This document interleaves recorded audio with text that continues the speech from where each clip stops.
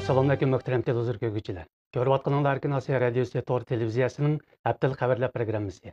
Mazkur programmamizda mush bir hafta jarayonida radiomizda berilgan bir qism muhim xabarlarimizni takrorlab o'tmoqchimiz. Men Erkin. Mengil Chehra. BDT kishilik huquq kengashining Janvada ichilayotgan yillik yig'inida Xitoyning kishilik huquq xotirasi va Uyg'ur siyosati tanqid qilindi. Dünya Uyghur Qurultayının vəkili Yana Brandit xanım çarşamba günü İtaliya dövlət halkıgan radikal partiyaga vakaleten söz qılıb, Xitay dairələrinin Uyğurlarını bastırıyotqanlığı və kişilik hüquq kengişinin rayonga adam əvətib təkşürüş elib berishini tələb qıldı. Şu gün yana Fransiyanın bazı qılğan irqçılıqqa qarşı turuş hərəkəti və xalqlar arasındakı dostluq təşkilatının vəkili söz qılıb, Uyğur ana tilinin təhdidə uçrayotqanlığını tənqidləb, Xitayning Uyğurlarga assimilasiya siyasəti yürgüzüyotqanlığını bildirdi. Yig'inda Xitoy vakili yuqorqi tashkilotning tanqidlarini rad qilib, o'zining Uyg'ur siyosatini oqlagan bo'lsa-mu, lekin yig'inda Yevropa Ittifoqi, Amerika qatorliq davlatlar fikr bildirib, Xitoy kishilik huquq xotirasi va uning Uyg'ur Tibet siyosatini tanqid qilgan. Xotanning Lop nahisida 9 mart yuz bergan 6 bal yer tavrashda 150 mingga yaqin odam ofatga uchrab, 36 mingdan ortiq odam uy makonsiz qolgan. Halbuki Xitoy hukumati mazkur yer tavrashga oid ba'zi xabarlarni yoshirmoqda. Bu qitimliq yer tavrash Lop, Qarqash, Xotan shahri, Xotan nahis qatorliq joylarga bakrak ta'sir ko'rsatgan. Hozirgacha Xitoy doiralari Döl yezisida 9 ming egizga yaqin uyning vayronchilikqa uchraganligini xabar qilgan bo'lsa-mu, ofatda o'lish yoki yaralanish bayqalmaganligini ta'kidladi.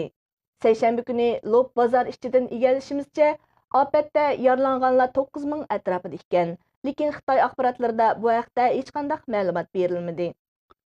Korlu diyeni bu yil 28 fevral ayollarını tutqun qilish vaqasi va 4 mart ushtumtut bomba portlashi vaqasi yuz bergan bo'lib, bu vaqalarning bir-biriga chetishliq ekanligi ilgari surilmoqda. Bu yil 2 ayning 28 kuni Korluning Qarajulg'un yezisida bir turkum ayollar bir uyga jam bo'lib diniy ta'lim olgan. Bu saqchilar tarafidan qonunsiz diniy faoliyat deb qaralib, Sorundagi ayollar va uy egasi Mehmet İbrahim qatorliq kishilar tutqun qilingan. Şu günü tutulğanlar arasında Mehmet İbrahim'nin enisi Toxti İbrahim'nin ayolimi bar bulup, vaqa yüz bergenden keyin Toxti İbrahim saqchixonaga berib ayoli va qarindishining ahvoli haqida ma'lumot so'ragan. Toxti İbrahim'nin talebi qo'pollik bilan rad qilingan. Keyin Toxti İbrahim'nin o'z noroziligini shiddat usuli orqali ifodalash maqsadida yerlik usulda bomba yasaganligi, lekin bombaning texnikalik sabablik muddatdan burun portlab ketib, vaqa paydo qilganligi ma'lum. Egallashimizcha Toxti İbrahim portlashda hayot qolgan, lekin uni Xitoy soqchilari tutib ketgan. Oshkorlanishicha, Korluning To'g'richi yezisida 8 mart yuz bergan qonliq to'qinishda hayotidan ayrilgan 4 nafar fidoyi Qashqarning Qog'iliq, Fayzobod va Qizilsuvning Aqtu noyalaridan ekan. Bularning ichida 3 nafari burun qamoq jazosiga uchirganlar bo'lib, Xitoy soqchilari ularning jazo muddatini tugatgandan keyinmi g'oyasining o'zgarmaganligini, Xitoy hukumatiga qarshi harakat elib berish tayyorligida bo'lganligini ilgari surmoqda.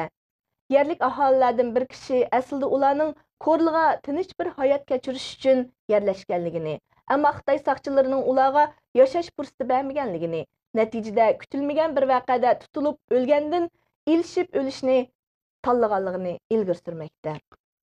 1990 yildagi Barin inqilobidan keyin Barin yezisidagi faqat bir mahallining o'zidilla muddatsiz kesilganlar 10 nafar bo'lib, bularning 5 nafari turmada hayotidan ayrilgan. Bularning biri 1990 yilda 4-ayning 15-kuni tutilib, 20 yildan keyin, ya'ni 2012 yilda 2-ayning 14-kuni Xitoy turmasida o'lib ketgan Mahat Hasandir.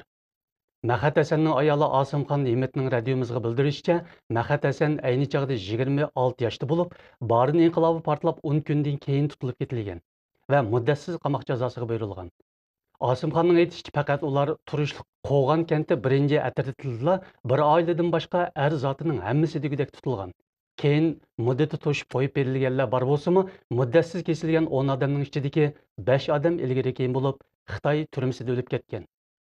1990 yılı 5 aprel Aqto naisi Barin yezisida Uyg'ur xalqi Xitoy hukumatiga qarshi qurolli qo'zg'olon ko'targan edi.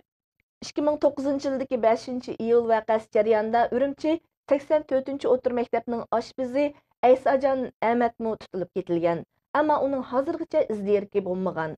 Aysajon Ahmadning onasi Tursunxonning aytishicha, Aysajon 5 iyul Ulanbayda o'yin qo'yib bo'lgandan keyin Veyxulanға ketish uchun kechqurun soat 5:30 atrofida Xalq maydonidagi bir avtobus bekitiga kelgan. Dal bu vaqtda namoyishchilarni tutqili kelgan Xitoy soqchilari Aysajon va uning eg'ir oyoq ayolini tutib ketgan. Uning ayoli eg'ir oyoq bo'lganligi uchun qo'yib berilgan. Ammo Aysajon Ahmad tutib qilingan. Shundan buyon Aysajon Ahmadning izdirki bo'lmagan. Aysajonning Qashqardagi 70 yoshlik onasi Tursunxon Beyjingga 2 qitim, Urumchiga 7 qitim arzga borgan bo'lsa-mu, o'g'lining derikini ala olmagan.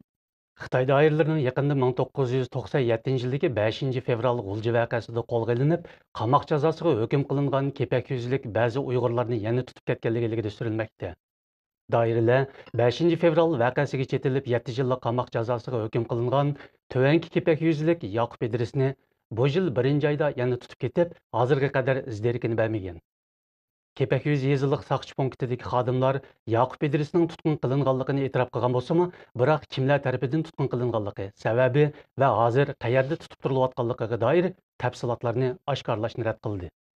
O'tgan juma va shanba kunlari Qo'rg'os soqchilari 20 yosh atrofidagi 2 Uyg'ur yoshini internetda İldaryo ko'rigiga bomba qo'yilgan deb ig'vo tarqatgan degan gumon bilan tutqun qilgan.